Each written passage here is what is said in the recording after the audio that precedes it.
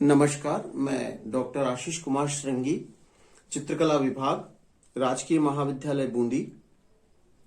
Dear students, हम मौर्यकालीन मूर्तिकला का अध्ययन कर रहे हैं भारतीय मूर्तिकला के इतिहास के अंतर्गत। पिछले वीडियोस में हम इसका एक विस्तृत विवरण प्राप्त कर चुके हैं, विस्तृत परिचय ले चुके हैं और इसकी जो मूर्तिकला के प्रसिद्ध उदाहरण हैं उनकी भी हम चर्चा कर चुके हैं। हम जैसा कि बात कर चुके हैं कि मौर्यकालीन मूर्तिकला को अध्ययन की दृष्टि से हम दो भागों में बांट लेते हैं, एक राजकीय कला और एक लोक कला।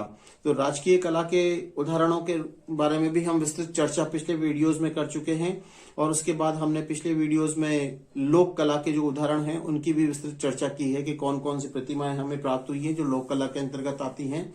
और एक जो खास बात इसमें निकल कर आई है वो ये है कि मौर्यकालीन मूर्तिकला में एक बहुत बड़ी विशेषता है जो है मौर्यकालीन पॉलिश, जो इस युग को अन्य युगों से अलग करती है। ये और अन्यत्र दूसरी कलाओं में देखने को नहीं मिलता, वो सिर्फ यहीं पर मिलता है। तो आज हम बात करेंगे मौर्यकालीन मूर्तिकला की विशेषताओं की। मौर्यकालीन मूर्तिकला की विशेषताएं। मूर्तिकला की विशेषताएं, इसकी हम आज बात करेंगे कि इसमें विशेषताएं क्या क्या थी। पिछले वीडियोस में हम इसके उदाहरण तो देख ही चुके हैं और हम बात करने वाले हैं विशेषताओं की। ये बहुत ही इंपॉर्टेंट टॉपिक है आपका, हर साल इसमें से प्रश्न बनता ही बनता है। इसको आप बहुत अच्छे से नोट करें, इसको अच्छे से समझकर पढ़ें। मौर्यकालीन मूर्तिकला की जो विशेषताएं हैं उसमें यक्ष यक्षिणी, किसकी मूर्तियां मिली? यक्ष यक्षिणी की। यक्ष यक्षिणी की जो मूर्तियां मिली है वो देवी शक्ति और ऐश्वर्य के देवता के रूप में, शक्ति और ऐश्वर्य के देवता के रूप में पूज्य थे। देवता के रूप में पूज्य थे, ठीक है। इसी कारण से इनको बड़े आकार में बना गया है। ये जितनी भी प्रतिमाएं हैं वो आदमकद प्रतिमाएं हैं। आदमकद,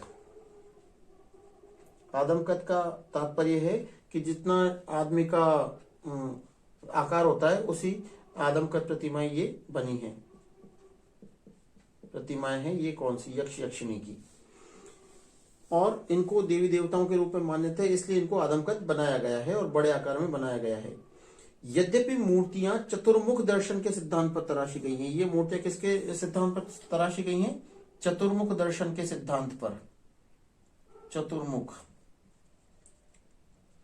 दर्शन के सिद्धांत पर मूर्तियां तराशी गई हैं। मूर्तियां तराशी गई हैं, इसको समझ लें। चतुर्मुख दर्शन का तात्पर्य है कि चारों तरफ से देखे जा सकने योग्य, यानी आप एक मूर्ति है, मूर्ति के चारों तरफ अगर आप घूमेंगे तो चारों तरफ से उस मूर्ति को आप अवलोकन कर सकते हैं। यानी जैसे वो आगे से गठनशील है, साइड से, पीछे से, सब तरफ से उसको गढ़ा गया है, तो ये कहलाता है चतुर्मुख दर्शन। एक होता है त्रिपार्श्व दर्शन, यानी कि एक मूर्ति जो चारों तरफ से आप उस मूर्ति को चारों तरफ से देख सकते हैं। एक मूर्ति होती है त्रिपार्श्वदर्शी, जिसमें पीछे का हिस्सा जो होता है उसका फ्लैट होता है और इस साइड से आप देख सकते हैं, इस साइड से देख सकते हैं, इस साइड से देख सकते हैं। ये जो मूर्ति है चतुर्मुख दर्शन के सिद्धांत पर, वो चारों तरफ से, सब तरफ से देखी जा सकने वाली होती है। यानी कि आप इससे, इस साइड से, इस साइड से, इस साइड से, चारों तरफ से आप देख सकते हैं। त्रिपार्श्व दर्शन में वो पीछे से अनगढ़ रहती है, पृष्ठ भाग जो है उसका पीछे का हिस्सा वो अनगढ़ रहता है, सपाट रहता है, और साइड से आप देख सकते हैं, दोनों साइड से और सामने से। तो ये होती है त्रिमुख दर्शन के सिद्धांत पर आधारित। और एक होती है जो सम्मुख दर्शन पर, यानी कि जिसका उभार जो है मूर्ति का वो बहुत कम होता है, ये होती है सम्मुख दर्शन। तो इसको तो कहेंगे हम चतुर्मुख दर्शन। चतुर्मुख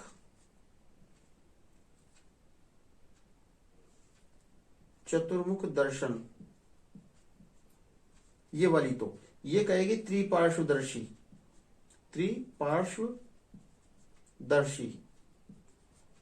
जिसको हम तीन तरफ से देख सकते हैं, और एक होती है जिसको हम सिर्फ सामने से देख सकते हैं क्योंकि उसका उभार इतना नहीं होता कि हम साइड से उसको देख सकें, तो ये होती है सम्मुख दर्शन में सफल। सम्मुख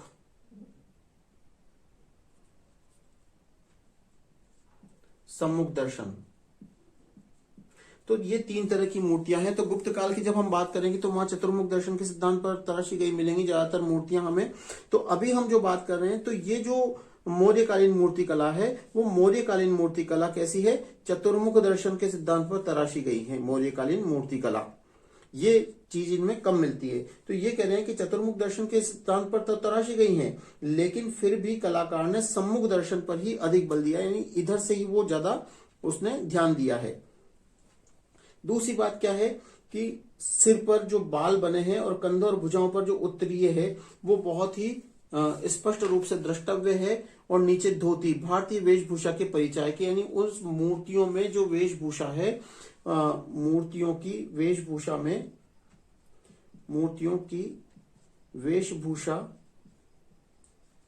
वेशभूषा भारतीय है, भारतीय झलक दिखाई देती है इनमें।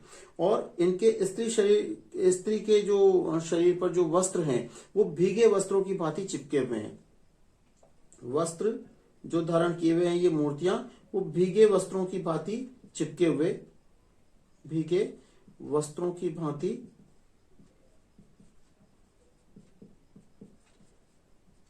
चिपके हुए नजर आते हैं, चिपके प्रतीत होते हैं। ये खास बात है। तो इन मूर्तियों के जो वस्त्र हैं वो ऐसे लगते हैं जिसमें वो चिपके हुए हैं शरीर से। धारियां अस्पष्ट हैं किंतु द्रष्टव्य हैं, और इनका रूप कठोर और शैली अपरिपक्व है, किंतु आभूषण और वेशभूषा में प्राय प्रतिष्ठित किए गए हैं। तो ये खास बातें थी जो इन मूर्ति कला के उसमें नजर आती हैं। अब और क्या क्या खास बातें थी ये भी हम इसके देख लेते हैं।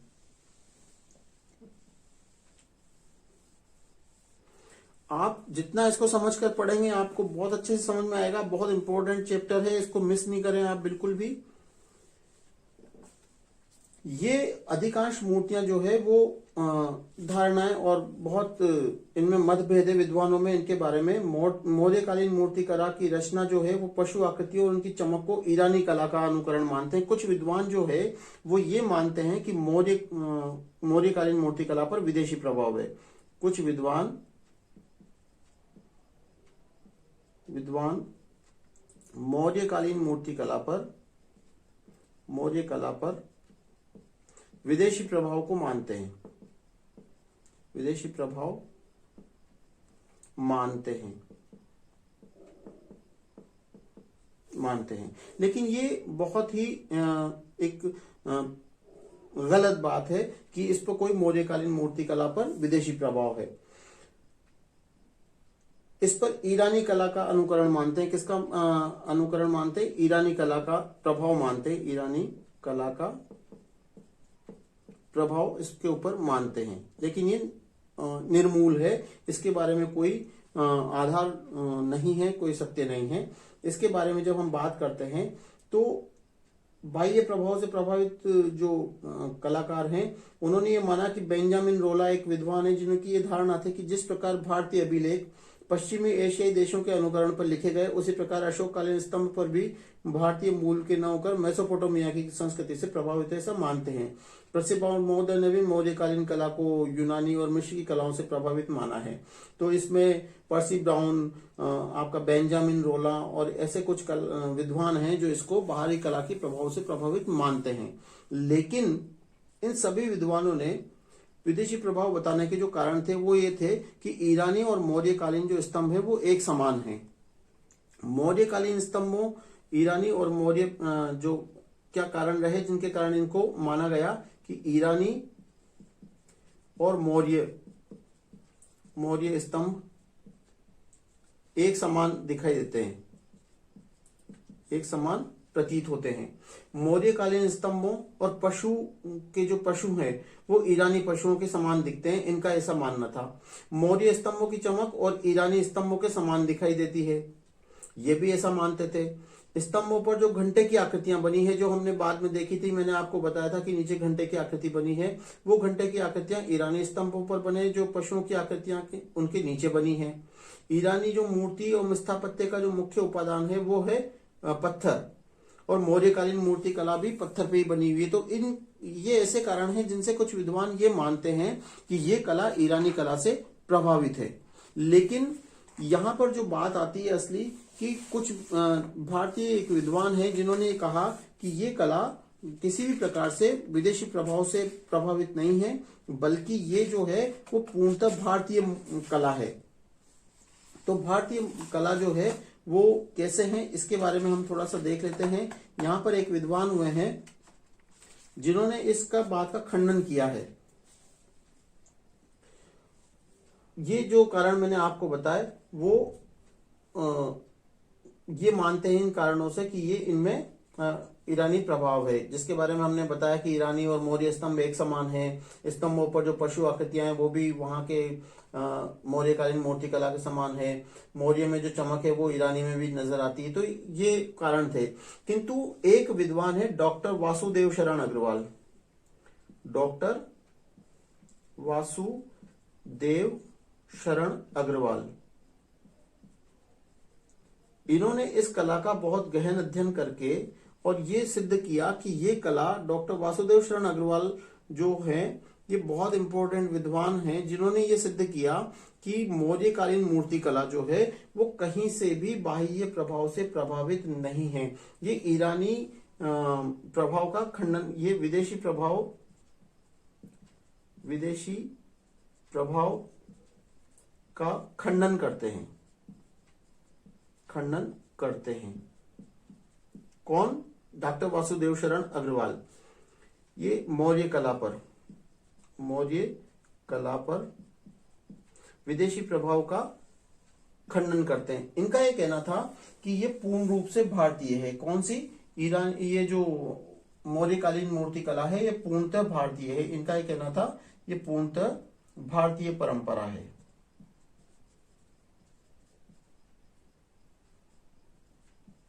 भारतीय परंपरा है और इसको यहीं पर विकसित हुई है ये। तो अशोक ने जो बौद्ध धर्म और मौर्य साम्राज्य की अपने स्थापना की थी, उसके जो उपादान था वो पहले, जो इससे पहले हमारे यहाँ कला चल रही थी वो काष्ठ कला थी। तो काष्ठ कला को स्थायित्व देने के लिए हमने पत्थर को इसका उपादान चुना, यानी प्रस्तर पर ये मूर्तियां बनी। तो ये कोई विदेशी प्रभाव नहीं था, बल्कि स्थायित्व देने के लिए पत्थर का हमने उपयोग किया था। और मौर्य कला की तकनीकी विशेषताओं पर ध्यान दिया जाए तो ये स्पष्ट रूप से दिखाई देती है कि काष्ठ कला की अनुवर्तनी थी, यानी उसके बाद से बनी हुई है। और जो सबसे बड़ी बात है वो एक आती है ईरानी पॉलिश की, यानी चमकदार जो पॉलिश था उसकी बात आती है। तो ये कहा गया कि हमारे जो प्राचीन जो लिखे हुए हैं हमारे शास्त्र, उनमें ऐसी पॉलिश का जिक्र मिलता है, जिससे ये सिद्ध होता है कि ये कहीं बाह्य प्रभाव से प्रभावित नहीं है, बल्कि हमारे पास ये विधि पहले से ही प्राप्त थी। तो ईरानी कला पूर्णतः पाषाण कला है, जबकि मौर्य कला पाषाण कला तो है, किंतु पाषाण कला होते हुए भी काष्ठ कला पर आधारित है। ये वो कारण है जिससे ये भिन्न नजर आती है ईरानी कला से। दूसरी बात जो है कि ईरानी स्तंभ जो है वो चौकी पर खड़े हैं। ईरानी स्तंभ वो चौकी पर बने हैं, जबकि भारतीय जो स्तंभ हैं वो बिना चौकी के बने हैं, यानी नीचे जो है जो स्तंभ है वो बिना चौकी का है। इसके अलावा और बात आती है कि ईरानी स्तंभ जो है वो, ईरान की बात करें तो यहाँ के जो स्तंभ है वो कई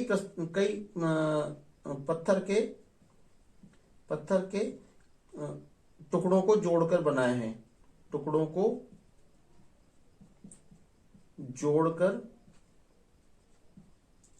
हैं,